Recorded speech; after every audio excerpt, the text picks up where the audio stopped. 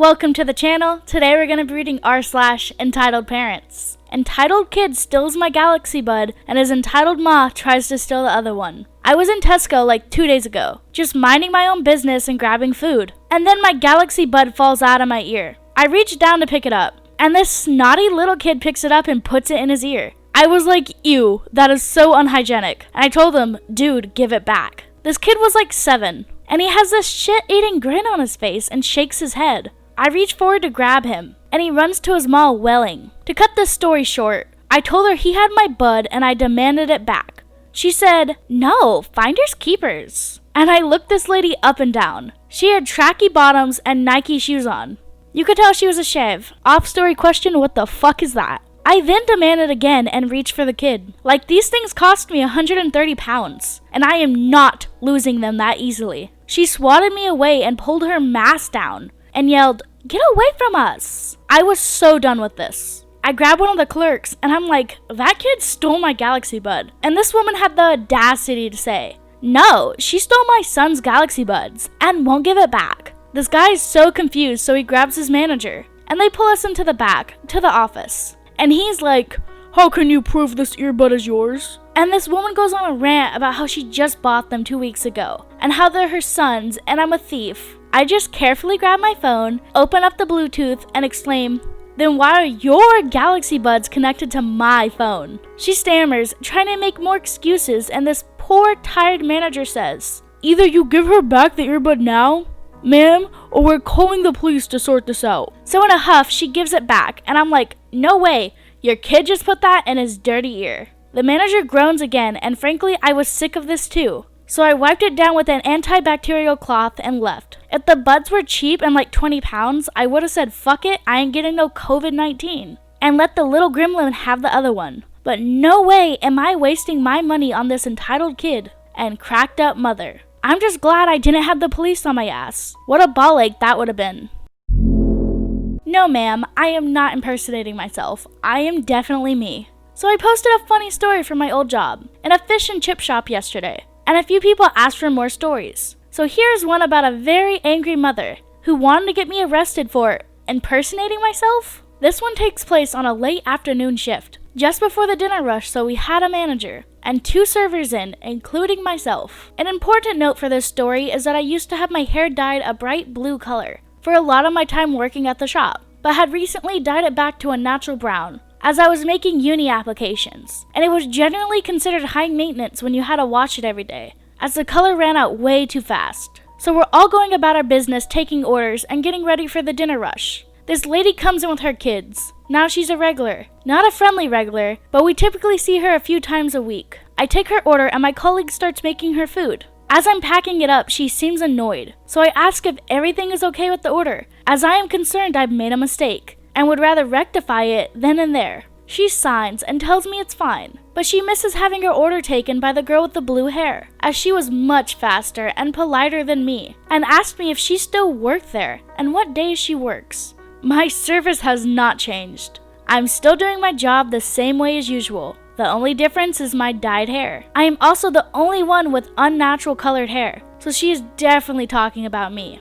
Now, as well as being able to tell by my face, as most of our hair is covered by a hat anyways, who I am. We also wear name tags. Our names come up on the register when we take orders, and they print on the receipts as a way of identifying who took an order in event of a problem. So I say, thank you so much for the compliment. That's actually me. I've just dyed my hair, but I appreciate the comments on my service this time, and will try to improve. I got another 7 hours left on the shift. I am super polite, as the last thing I want is this woman to kick off right before the dinner rush, when I'm still stuck here all night. She goes nuts, telling me I'm committing fraud, that she is going to have me fired and possibly arrested, and even try to rope my colleague into admitting I'm lying. At which point, they slip out back to locate the manager who was cooking. How could I claim that I, with my terrible service, is the lovely girl who usually served her?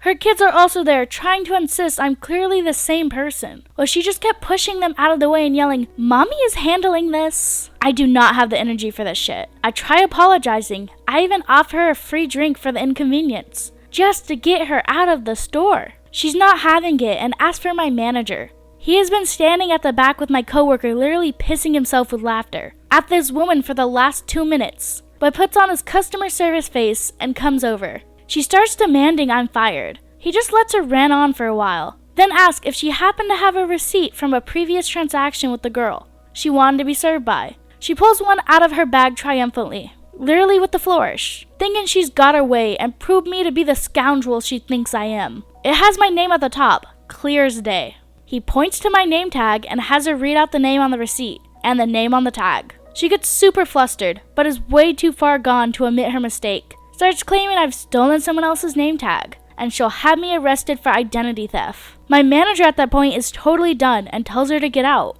and don't come back without a better attitude. For the next 9 months I worked there, as we were the best/only fast food place in the local area, she stands outside sending her very embarrassed kids in twice a week so they can still get a takeaway. And of course, it's England in the winter. It rains a lot.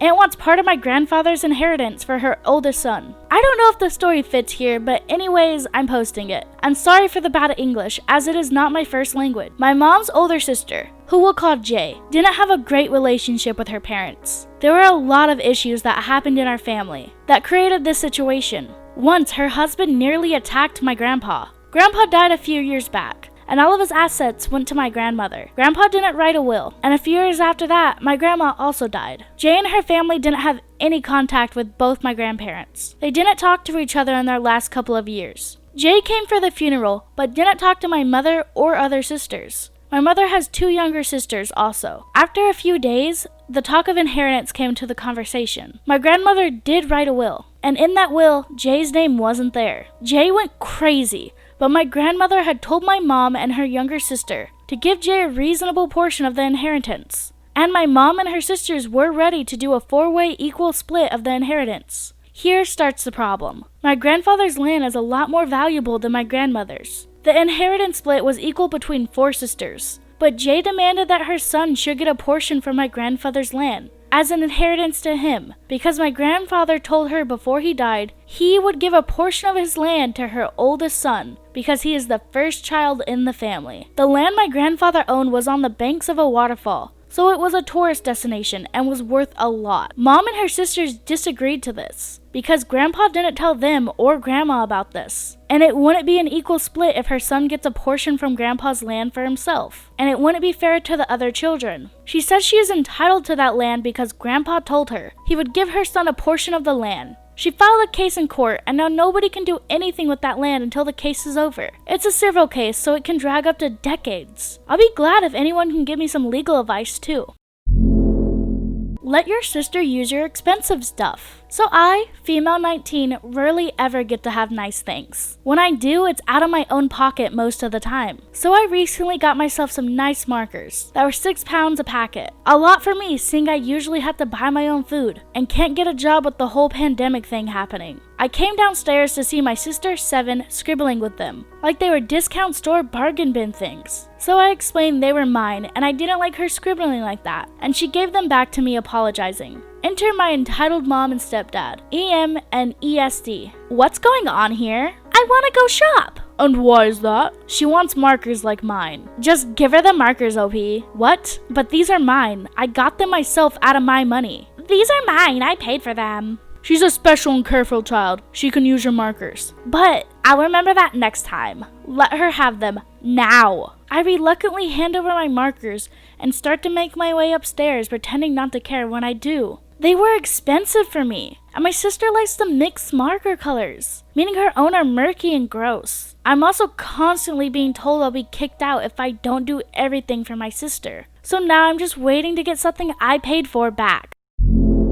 No ma'am, cheating the system is not as easy as you think. My first post here, but definitely won't be my last. I work in college admissions for a private university, so I deal with entitled parents and teenagers every damn day. This first noteworthy event happened back in September, just after our newest semester started. With COVID, all offices don't deal directly with student needs. Like us, are working virtually via phone and video calls. But because we also deal with visitors and prospectives, we use a rotating skeleton crew. We each cover our office 1 to 2 times a week. It was my turn to be at our front desk, and I was just sitting listening to music while I get through 100 emails when a woman and her teenage daughter comes in. This woman asks about herself, thinking about starting school again, wants to take classes. Pretty standard thing to deal with. I asked the normal questions. Any previous college? What do you like to do? When do you want to start? Etc. So I want to get started as soon as possible. So can you get me started? You can definitely apply for the spring semester, which means a January start. No.